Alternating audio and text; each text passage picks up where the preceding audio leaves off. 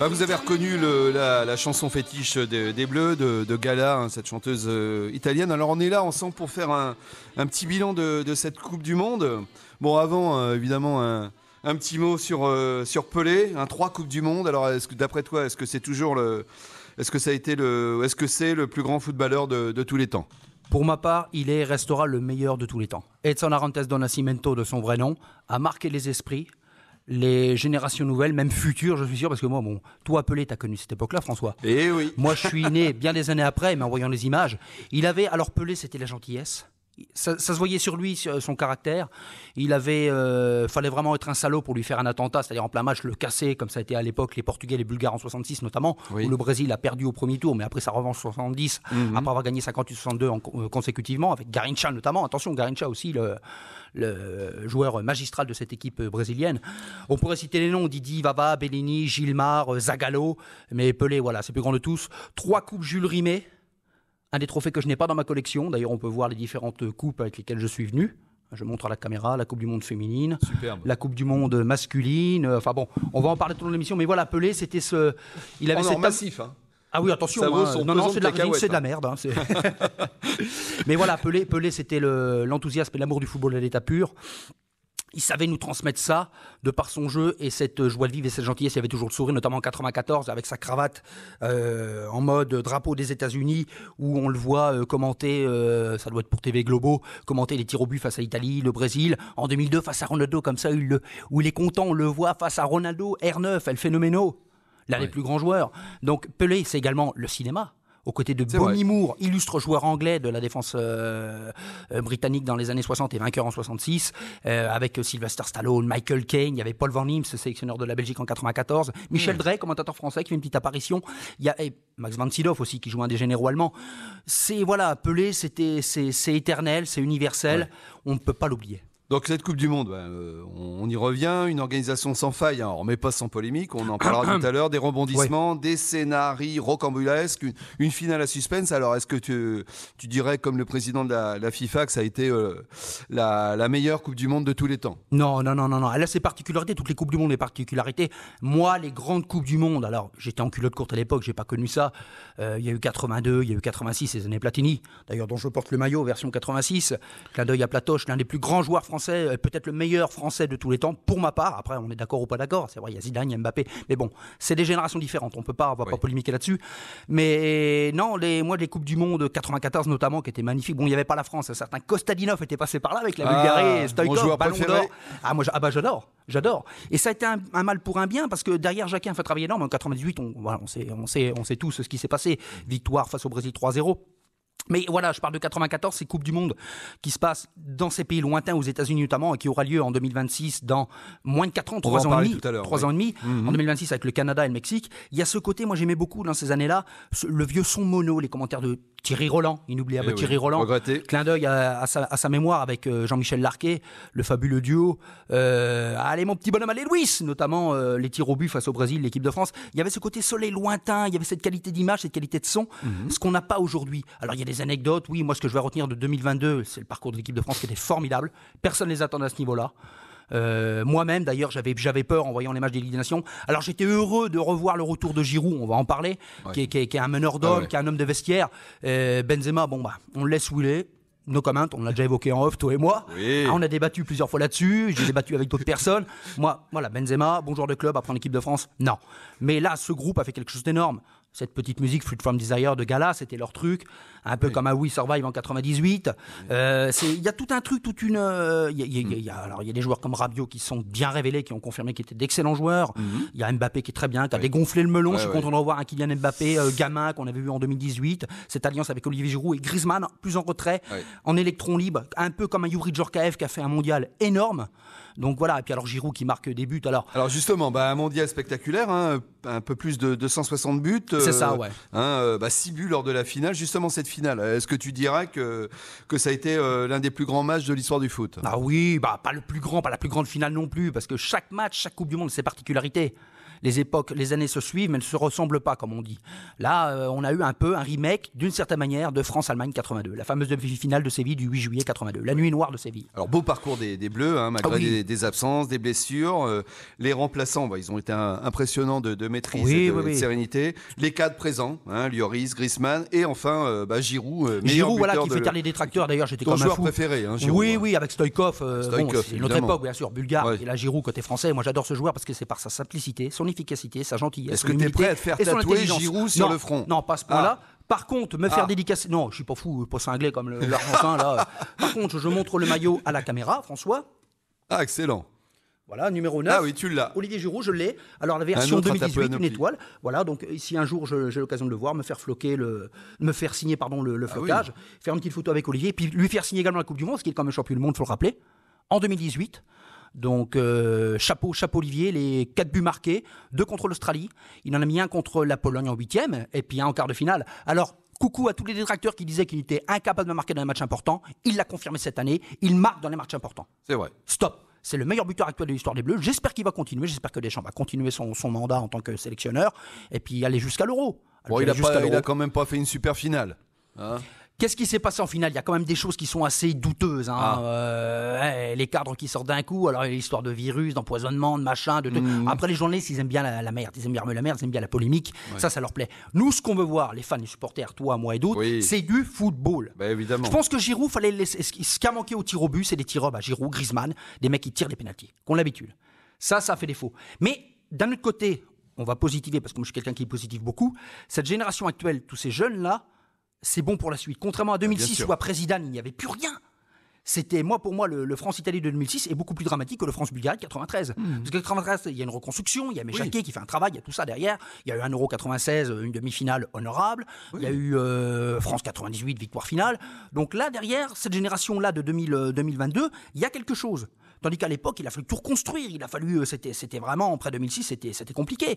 Et là, il y a quelque chose. Alors, je pense que les anciens devraient continuer jusqu'à l'Euro. Et après, l'expérience à mesure les jeunes, monter en puissance. Et puis, pourquoi pas remporter 2026, ce qui serait une belle revanche. Il y a eu des moments d'anthologie lors de cette Coupe du Monde. La victoire de l'Arabie Saoudite, les Faucons Verts contre l'Argentine. Magnifique, avec Hervé Renard. Quand on le voit, le speech, tu as vu la vidéo. Hervé Renard. Come on, guys, come on, this is a World Cup, let's go. Il le dit, il faut y aller. Avec l'interprète saoudien, lui il parle en anglais, et les joueurs à la fin qui applaudissent. Moi je l'ai vu le match en direct, mais j'étais comme un fou, j'étais heureux.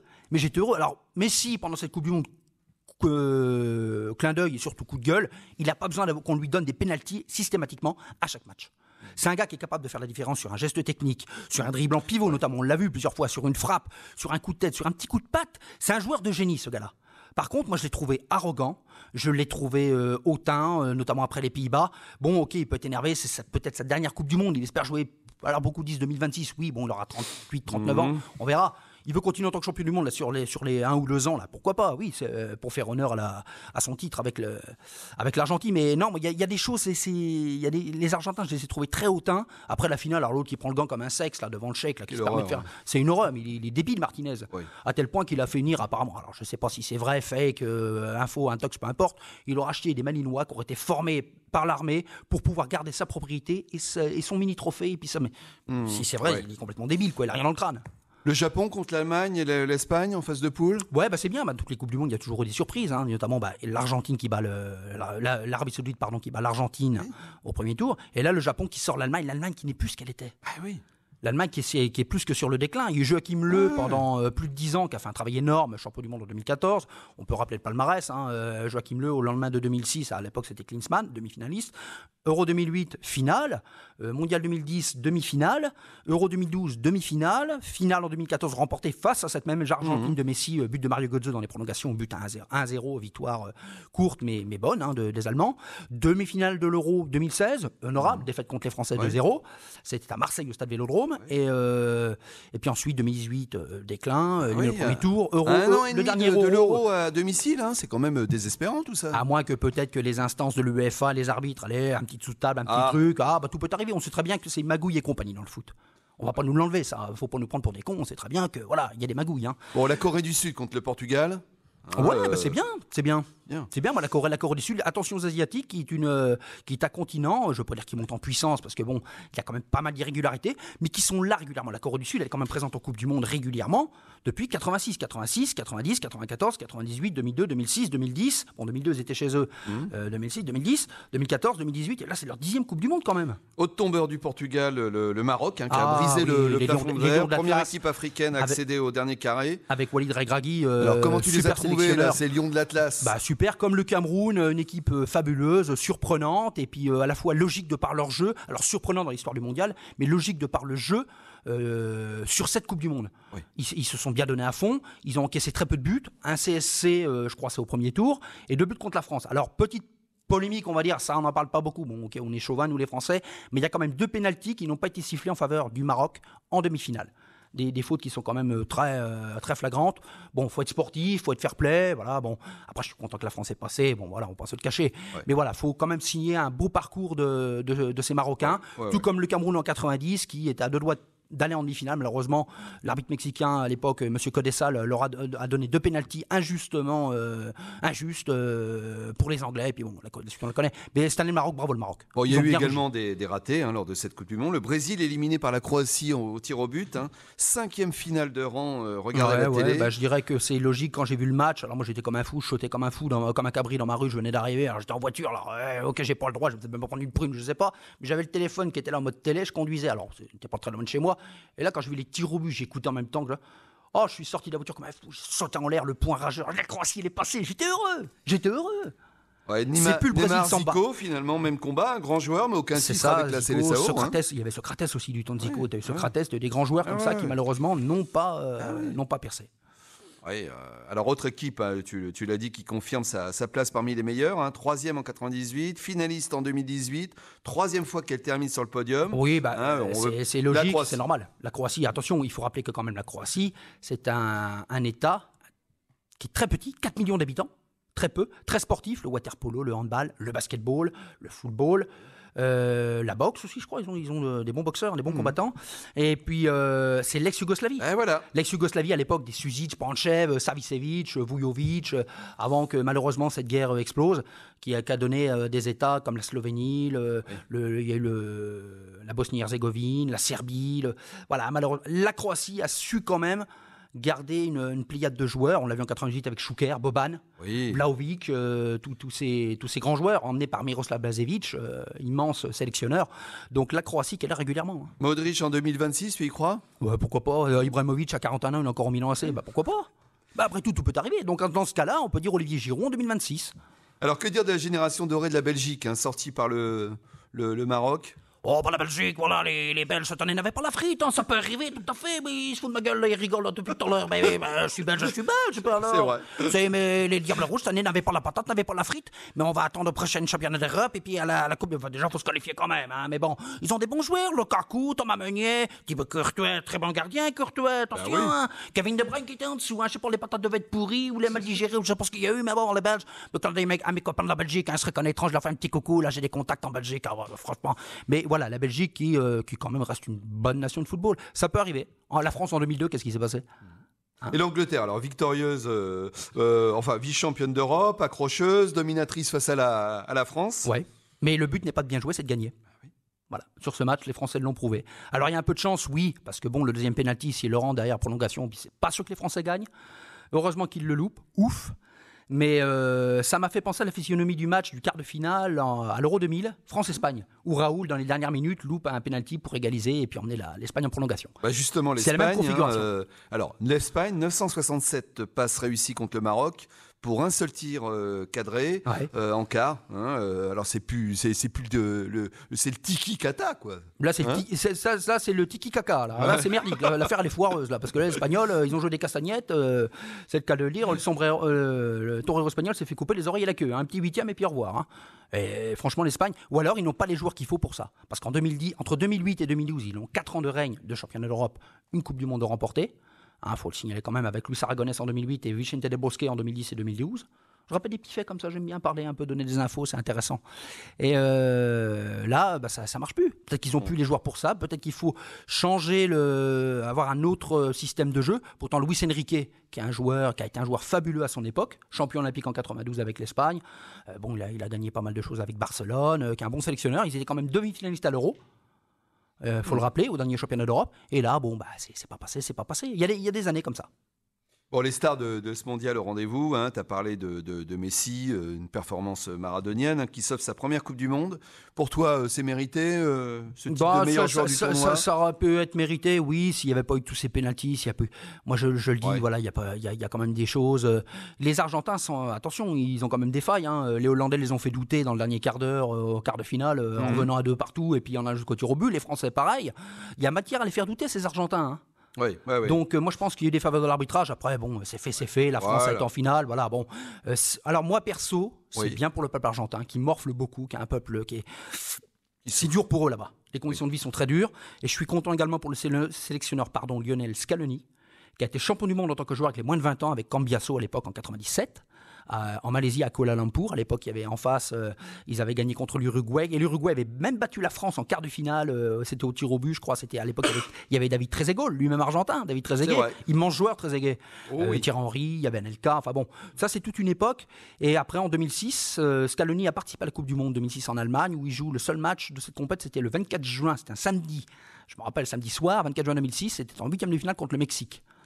Et c'était un beau match, victoire 2-1 des Argentins, après éliminé au tir au but contre l'Allemagne quart de finale. Enfin bon, Scaloni qui a quand même gagné la finalissima, c'est-à-dire ils battent les Italiens, c'est-à-dire le champion d'Europe italien, ce match opposait les champions d'Europe aux champions du monde sud-américain, l'Argentine qui venait de gagner la Copa América.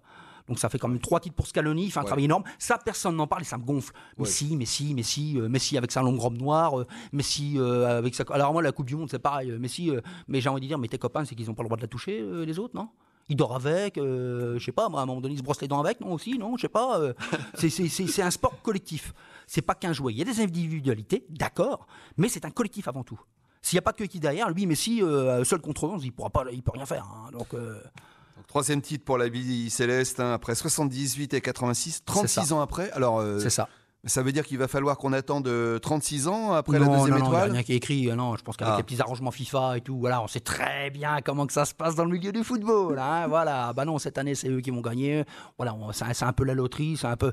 Il y a des choses qu'on veut nous cacher, mais qu'on voit clair, quoi. On n'est pas débiles.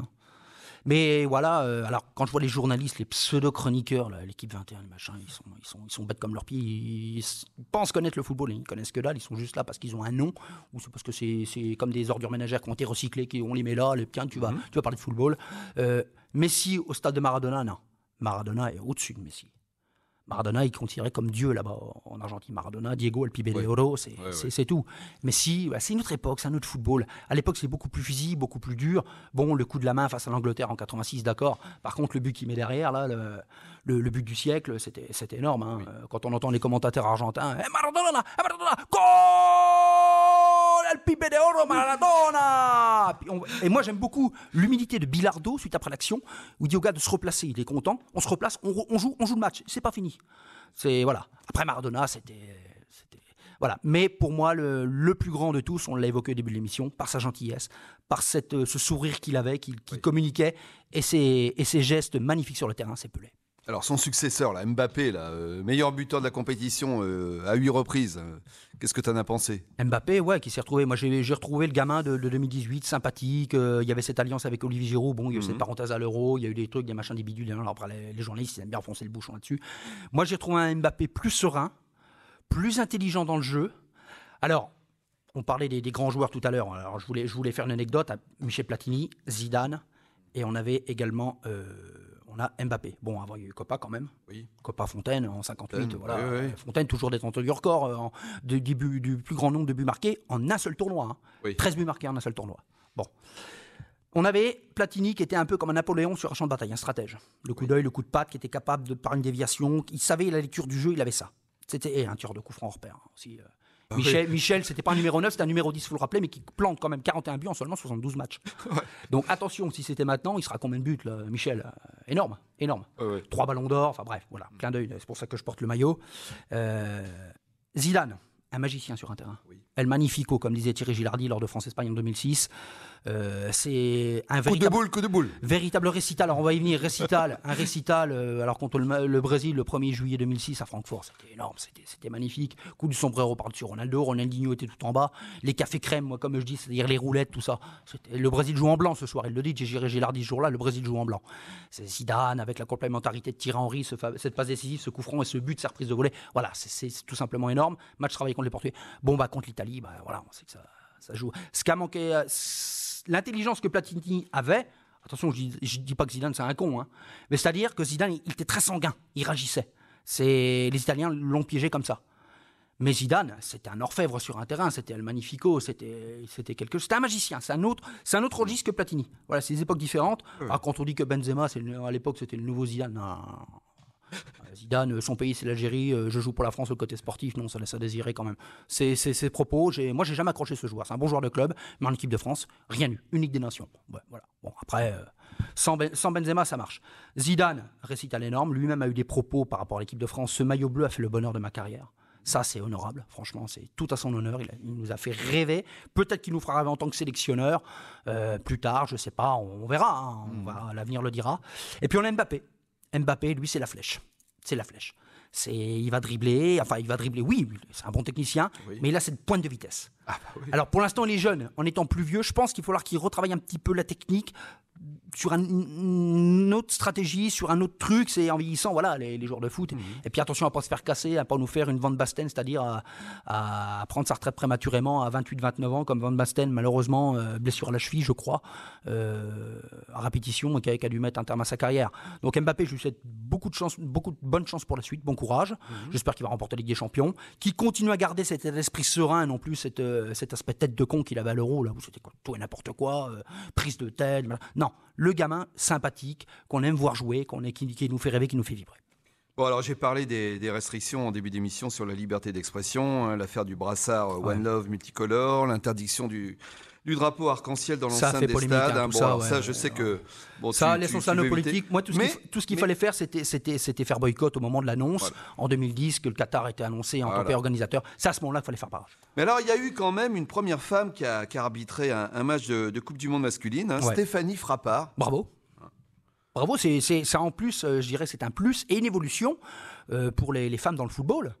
Voilà, il y a eu l'éclosion en 98, je dirais, les femmes dans le foot ont commencé à s'intéresser au football d'une manière générale. Et puis ensuite, petit à petit, l'équipe de France féminine qui évolue et qui, il y a la Coupe du Monde qui se profile, la Coupe du Monde féminine d'ailleurs. Parlant des femmes dans le football, clin d'œil, superbe. Trophée féminin, voilà. Alors, petite réplique, hein, parce que le vrai trophée, lui, il est vert nacré à la base et ici doré argenté un petit peu. Mais bon, voilà, une petite pièce que je me suis offert à Noël, que le Père Noël m'a apporté. C'est Père Noël, il est généreux le Père Noël, super, tiens, vas-y. Si tu regardes. Maman Noël. Oui, Maman Noël, ouais. J'espère un jour la faire dédicacer, pourquoi pas. Superbe. Ça serait bien. Hein. En or massif ? Non, c'est de la résine, c'est de la merde. J'aime bien déconner en même temps, un petit peu d'humour, c'est ça qui donne un peu de panache aux émissions. Et puis voilà, les collectionneurs, et puis le foot féminin qui émerge. Hein. Les filles qui ont été quand même jusqu'en demi-finale du dernier championnat d'Europe. Là, on espère qu'elles vont passer le stade des quarts de finale, qu'elles n'ont jamais réussi à faire. Et pourquoi pas aller plus loin aller à la France. Oui, alors ça, on parlait de Stéphanie Frappart, mais ça n'a pas fait oublier quand même l'arbitrage, hein, qui n'a pas toujours été à la hauteur. Non, mais les arbitres, ils mériteraient un carton rouge. Les biscottes, là, c'était notamment le match, je pense, un match parmi tant d'autres, le France-Australie. Bon, les Français ont peiné à démarrer le match, ils encaissent un but, derrière Rabiot égalise, Giroud, Mbappé, Giroud comme un quatrième. Mais à un moment donné, là, il y a Irvine, le petit moustachu, là, avec sa queue de cheval, ou en mode chignon, là, qui était coiffé, qui était un peu... Mais on va plus lui mettre du biscotte à lui. Je veux dire, il casse tous les Français. Le mec, il casse. Mais j'y fait quoi, l'arbitre, là ? Qu'est-ce qu'il attend, là, pour mettre du biscotte, là ? Un jaune de temps en temps. Mais les rouges, merde ! Tacle par derrière, tu chopes la chambre du mec, carton rouge ! Non, mais il y a vraiment il faut arrêter les conneries, quoi. Il faut arrêter ce laxisme, il faut arrêter voilà, de faire plaisir aux instances, aux grandes nations du foot. Non, puis c'est bien. Mais il y a eu des surprises. Il y a eu plein de bonnes choses, et puis c'est bien. Alors, la prochaine Coupe du Monde, qui sera organisée sur un continent entier en 2026, hein, États-Unis, Mexique, Canada. Coupe du Monde du gigantisme, 16 villes distantes en milliers de kilomètres. Au Qatar, il faut leur reconnaître ça, il y avait 16 stades dans un périmètre de 70 km. Ouais, mais moi j'ai beaucoup... Alors, on va revenir sur le Qatar. Moi, j'ai beaucoup aimé la cérémonie d'ouverture, qui était simple. C'était assez court pour une cérémonie d'ouverture d'un événement comme ça, ou comme les JO, où c'est assez court. Mais quand j'ai vu toutes les mascottes des différentes Coupes du Monde, même le lion Willy de 66 était là. Ça, c'était vraiment, j'ai beaucoup aimé, j'étais comme un gamin. Ah, je dis ouais, j'ai pas vu ça dans les autres Coupes du Monde. Et on voit les mascottes, j'ai pas souvenir d'avoir vu ça dans les autres Coupes du Monde. Je trouvais ça un petit point d'originalité, c'était sympa. Après, on a vu un bon match Qatar-Équateur qui était superbe. Donc, mais en 2026, oui, les albums Panini vont avoir une sale gueule, hein, parce que là, il y a 48 équipes, Eh ben oui. 16 poules de 3. Au lieu de 32. Alors, avec il y aura plus de matchs nuls, ça va jouer au tir au but, prolongation au premier tour, parce qu'ils veulent plus d'arrangement, ça va être le bordel. Tu nous prépares quoi, toi, dans 3 ans? Surprise, surprise. Ah. Peut-être que je serai au micro d'une chaîne de télé, moi qui a l'habitude de faire des petits on sait excellent. jamais. Non, je déconne. Excellent. Non, c'est un milieu de Pourquoi requins, pas ça. Non. Je continue à faire mes petits directs, mes petits. Attention, ça le but un peu Bah, à la justement, Sacomano. Sacomano, qui est un immense commentateur aussi. Pensez à Eugène Sacomano, qui est une manière de commenter les matchs, qui est là-haut, aux côtés de Thierry Gilardi et de Thierry Roland, et qui manque beaucoup d'ailleurs, parce que c'est des gens qui apportaient passion, amour et enthousiasme au sport. Aujourd'hui, les commentaires sont aseptisés, on se fait chier. Justement, avant de conclure cette émission, t'as des projets d'ici là? D'ici là, ouais, continuer mes courts-métrages. Chose qui n'a rien à voir avec le foot. Là, hier soir, j'ai fait mes petites photos chez moi en mode Don Camillo. J'ai vu ça. En curé. Ah. Voilà, donc adoré. je m'amuse. La vie, il faut que ce soit un plaisir. Faut pas la subir. Faut pas la rêver. Faut la vivre. Faut vivre ses rêves. Voilà, peu Moi, j'ai importe. été ravi de t'accueillir une moi, nouvelle fois. C'était un plaisir. C'est toujours, voilà. Histoire de C'est foutre le toujours bordel, un réel plaisir. Moi aussi, je sais le Ah, faire. il est un peu enroué. Là. Oui. Mais c'est sympa. Écoute, voilà, donc, merci Arnaud. Merci François. C'est très sympa d'être venu nous rendre encore visite. Voilà, de faire part cette année. de tout ça, partager tout ça, toutes ces connaissances. C'est important d'avoir des connaissances, que ce soit dans le foot, que ce soit dans tout. La culture générale, c'est important de pouvoir dialoguer, discuter. C'est ce qu'on appelle la loi d'attraction. Et qui peut amener par la suite de très bonnes choses. Tiens, ce gars-là, il fait ça. Je le connais. Ah, tiens, fais voir, tiens, présente-le-moi. Ça peut amener de très bonnes choses. C'est comme ça que je travaille. Ouais, le positif attire le positif. Donc moi, je vais avoir le plaisir dans la foulée, superbe, magnifique. d'interviewer Alcyone, une élève de Brisson qui a participé à un concours de Miss. Merci encore Arnaud. Merci à toi, merci à Henri Brisson. Et puis bon après-midi. Et puis bonne journée aux auditeurs. Voilà, Il ne faut pas les oublier parce qu'il y a du monde hein. qui écoute. Voilà. Allez, à tout de suite. Salut à tous.